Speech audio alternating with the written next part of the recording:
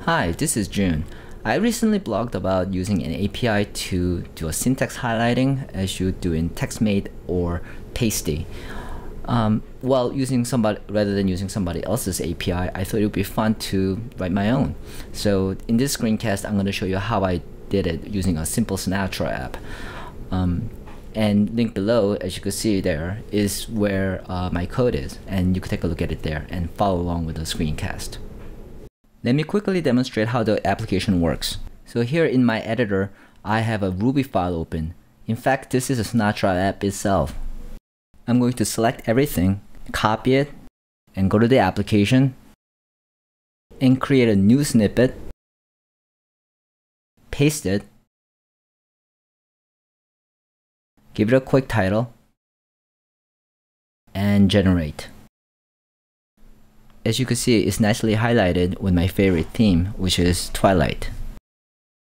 One feature that I added was toggling of the line numbers, because what I normally do is I copy and paste it into my Evernote, so I could retrieve it from anywhere and also do a search on it. When you go back to the list, you see the snippet we just created, and by clicking on the show link, you go back to the snippet. Okay, let's go over some of the tools that I'm using here. As I mentioned in the beginning of the screencast, I am using Sinatra. It's a simple web framework that doesn't do much, and it's really simple, and I like it for small application, and it's really fast, and it's rec based, so it's everything that I like. The most important component here is the Ultraviolet Gem. It's the gem that does all the work. It will take the code and actually format it, and has a necessary CSS, and that gets applied, so that's how you see the syntax highlighting. I'm using Mongo to store the code and the data. I consider this a document based, and MongoDB provides me fast and reliable data source. And I'm using Thin as a web server to serve up the application. Okay, let's go ahead and create our application. I'm creating a simple Sinatra application and creating a lib directory that holds our models, and then creating a gem file and a backup file.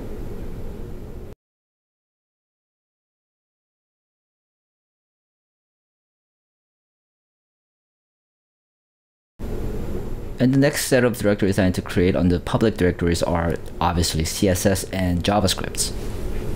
So let's look at the gem file. As always, I'm using Bundler to manage the gems, and the gems that I mentioned before are all listed here.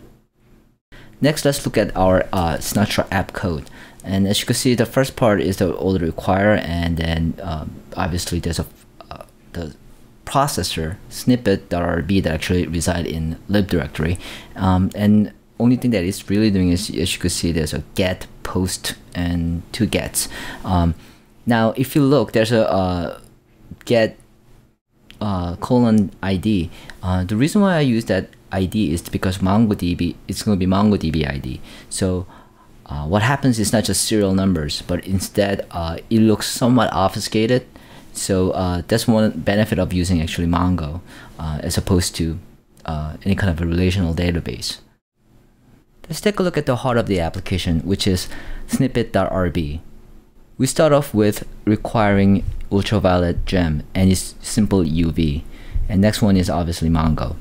I am using a constant Mongo to point to the database. I guess as an old C programmer, I really prefer constants. And as you can see, all the methods here are all class methods. Okay, the first two methods are all and find. The important thing that you need to remember here is that if you look at the all method, you'll notice that it does a find and it converts it into an array. The reason why we have to do that is because with the MongoDB, it does not give you actual documents itself, but it just gives you the pointer.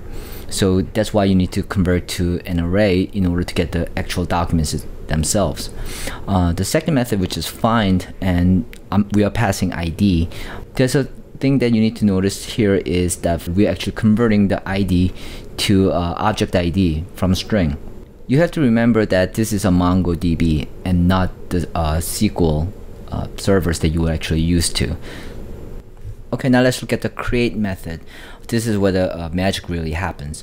So if you look at the snippet, when we're constructing it, you'll notice that the code value we are calling uv.parse method, which takes in the code and the format, the language, and the theme.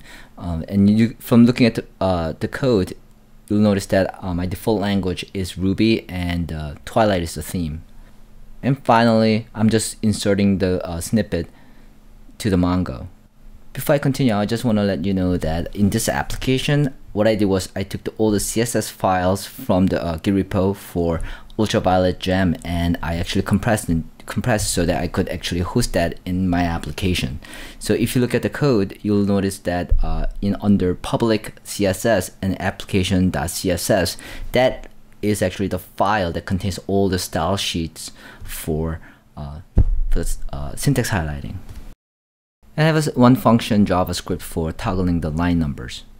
And if you look at the views, I have a basic layout and there are not much to it. If you look at show template, same thing here. Only thing that you're doing is just displaying the content tree from MongoDB. In order to run this application, only thing that you have to do is issue a thin command. Obviously you need to start, and the directory specified here is where the parent directory of your application is.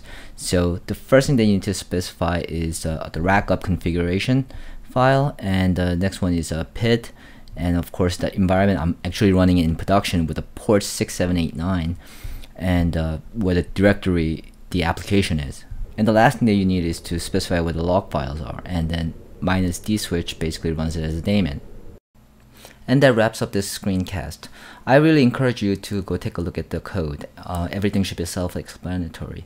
And you could follow me at Twitter, at RubyHead, and my blog is at blog.rubyhead.com, and you could email me at june@juneworld.com with any suggestions for screencasts, any comments, as long as they are not offensive. And I don't take criticism very well, so.